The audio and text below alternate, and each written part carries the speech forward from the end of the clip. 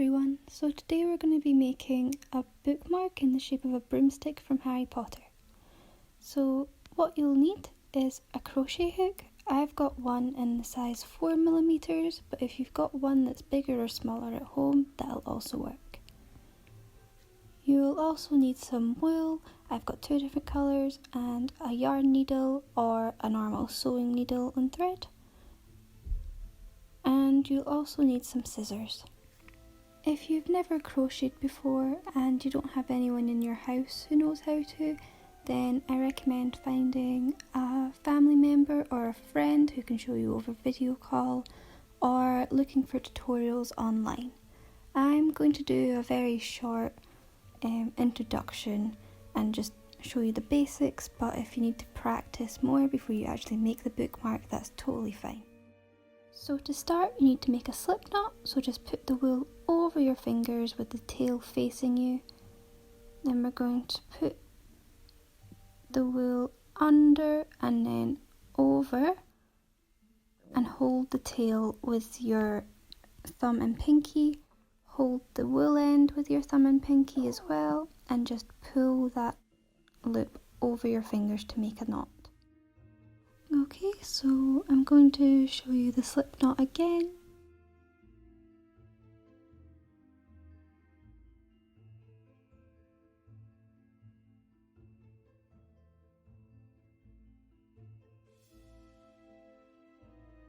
And now we're just going to slip the loop onto your crochet hook, and then you're just going to pull the end that's attached to the wool until it gets tighter. You don't want it too tight, you want enough room for it to move up and down easily enough, but not so loose that it'll fall off. I've left a long tail because I'm going to be using it in my bristles later, but if you want to hide that, then just make it a little bit shorter so it's easier to hide at the end. So this is how I hold my hook and wool. You need to make sure that you hold your wool quite tight or it'll make the stitches really uneven and loose. But there's lots of ways to hold it, so just find whatever feels comfortable for you. Now I'm going to show you how to do a simple chain stitch. So what you're going to do is you're just going to take your hook underneath, twist it round so you've got a hold of that wool, and then just pull it through the loop. I'm going to show you again. So underneath, twist it round and pull through. I'm going to do a few more just so you can see the chain.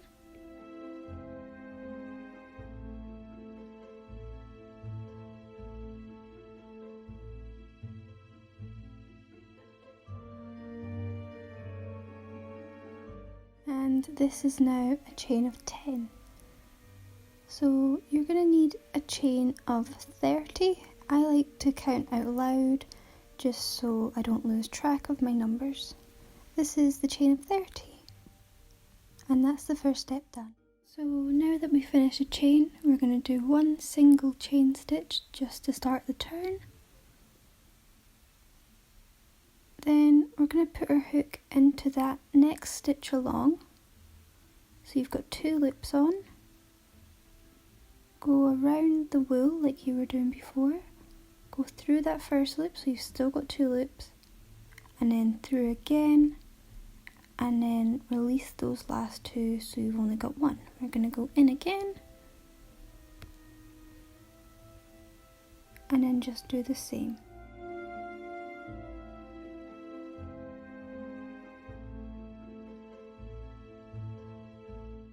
And that's the start of the first row. So I'm now just going to work my way along this chain.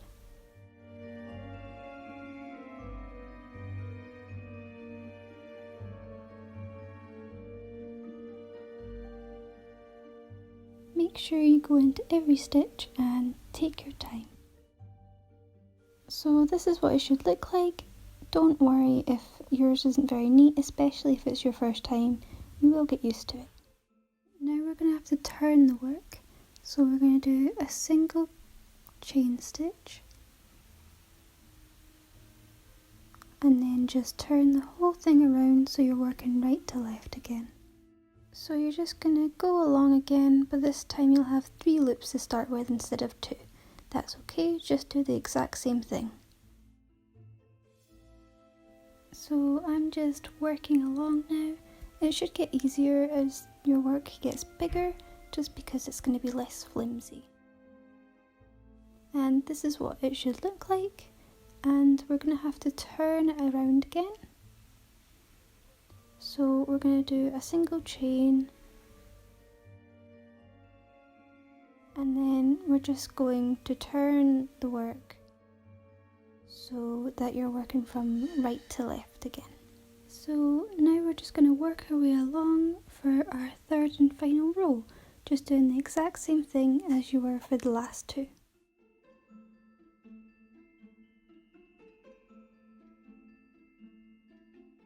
So this is what it should look like, and we're going to make another chain stitch and pull the tail quite long this time. And then we're just going to cut this tail. I'm making it long so that I can use it for my bristles later. And that should be what you have at this point. To make the bristles, you can use whatever colour of wool you like, either one of the same or a different colour. I'm using this blue. And you just match it to your tails and then double it so the strand is twice the length of the tail. We're just going to cut that, and then we're going to match the rest of the wool to that size, and you're going to cut 7 pieces.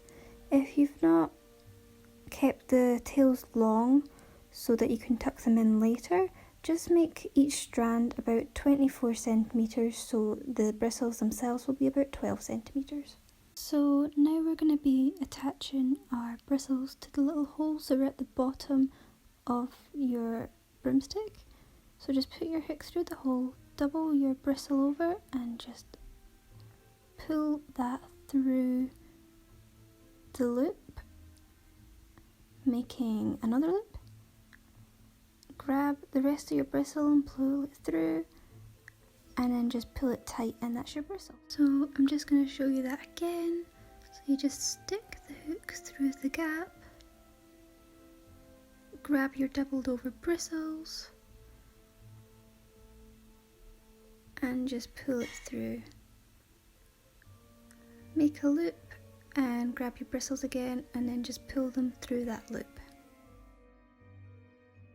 Now with this one, I'm going to be grabbing my tail and I'm going to be pulling that through with the bristles, just so it doesn't stick out at a weird angle and it's all together with the rest of them. This is what it should look like. It doesn't matter if you've had to put more than one bristle into each hole, because the more bristles the better, and I've had to do the same.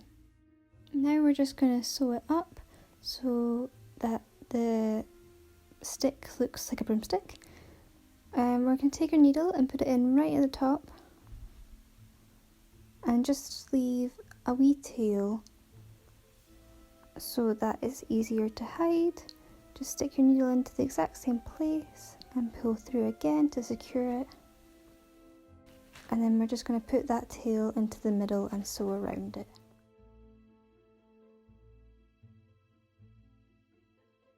Now to finish it off, we're just going to put your needle through the exact same stitch as you've just done. So either you can knot this strand off and let it hang as part of your bristles, or you can slide the needle through into the middle and out further up the broomstick, pull the thread through, and then just cut it off really close to the stick so you can't see it anymore. And that's you done. Now you have a Harry Potter broomstick that you can use as a bookmark.